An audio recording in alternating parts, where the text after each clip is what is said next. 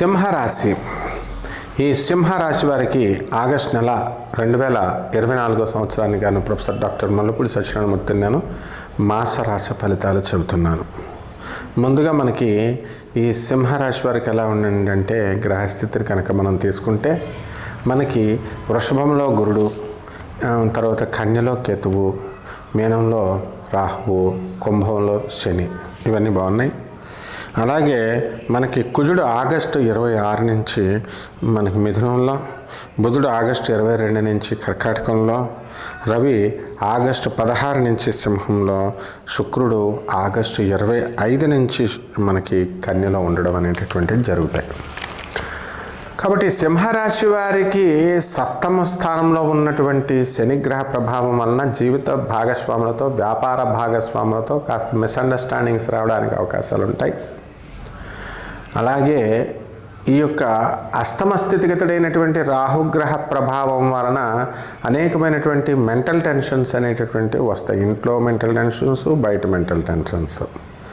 మరి ఏదైనా సరే మీరు జామీను ఉంచి జాగ్రత్తగా కనుక మీరు అప్పులు ఇచ్చినట్లయితే వాటిలో ఇరుక్కుపోయి మీరు మరి జామీన్ అనేటటువంటివి మీరు డబ్బులు కట్టుకోవాల్సినటువంటి అవసరం ఉంది. కాబట్టి మీరు జామీన్లు ఇవ్వకండి. ఇకపోతే మనకి ఈ సింహరాశి వాళ్ళకి ఏంటంటే ఈ మహిళలు ఉన్నారు, పాపం వాళ్ళ పిల్లల కోసం విపరీతంగా తాపత్రయపడుతున్నారు. ఆ తర్వాత మనకి వాళ్ళకి మంచి సీట్లు ఇప్పించాలని, మంచి కాలేజీల్లో ఇప్పించాలని, తర్వాత ఇటు ఉద్యోగం చేస్తూ ఇలా రకరకాలుగా పాపం వాళ్ళకి మానసిక అశాంతి అనేటటువంటిది వచ్చింది. అటువంటి మానసిక అశాంతి వీళ్ళకి తొలగిపోయి వీళ్ళంతా కూడా ముందుకు వెళ్ళడం అనేటటువంటిది జరుగుతుంది. కాబట్టి మహిళలకి మనశ్శాంతి, ఉద్యోగాల్లో ట్రాన్స్ఫర్లు, ఆ తర్వాత మనకి కోరుకున్న చోట్లకి బదిలీలు, ప్రమోషన్స్, ఇవి అన్నీ కూడా జరుగుతాయి. లేకపోతే ఈ సింహరాశి వాళ్ళు వృత్తి, వ్యాపార, ఉద్యోగ విషయాల్లో ఎకనామిక్ ఫ్రంట్లో ఎలా ఉంటుందంటే మనకి ప్రమోషన్స్తో పాటు జీతభత్యాలు ఇవ్వాలి కదా ఫస్ట్ మనకి, అవన్నీ కూడా ప్రభుత్వం దగ్గర ఉండిపోతాయి. ఆ ప్రభుత్వ ఉద్యోగస్తులకి అసలే జీతాలు ఇవ్వట్లేదు అంటున్నారుగా. డిఏలు అరియర్స్లు అన్నీ కూడా మీకు ఇచ్చేయడం జరుగుతుంది.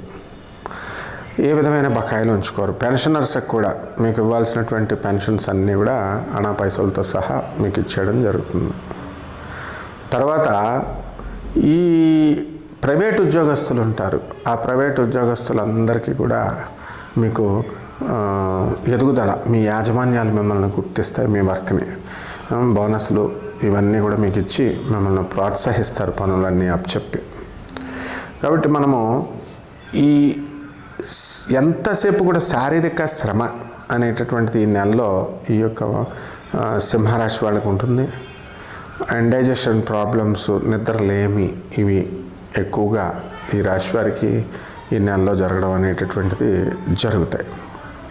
కాబట్టి ఈ సింహరాశి మహిళలు ఎవరైతే ఉన్నారో వాళ్ళకి కొత్తగా ఉద్యోగాలు, ప్రభుత్వ ఉద్యోగాలు, సాఫ్ట్వేర్ ఉద్యోగాలు ఇవి రావడానికి అవకాశాలు ఉంటాయి. హోటళ్ళు, తర్వాత వైన్ షాపులు, రెస్టారెంట్లు, పబ్బులు ఇవన్నీ కూడా బ్రహ్మాండంగా నడుస్తాయి.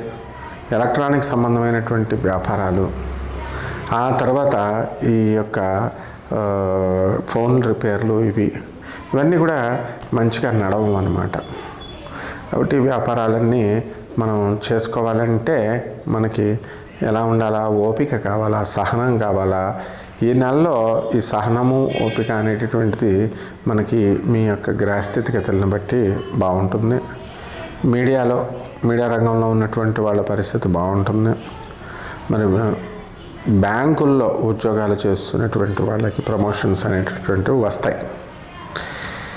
ఇక కొత్త వ్యక్తులు మీకు పరిచయం అవుతూ ఉంటారు. పాత వ్యక్తుల వల్ల మీరు లాస్ అయిపోయినటువంటి వాళ్ళు అనుభవాన్ని నేర్చుకొని ఇక వాళ్ళని దూరంగా పెట్టడం అనేటటువంటిది మంచి విషయం.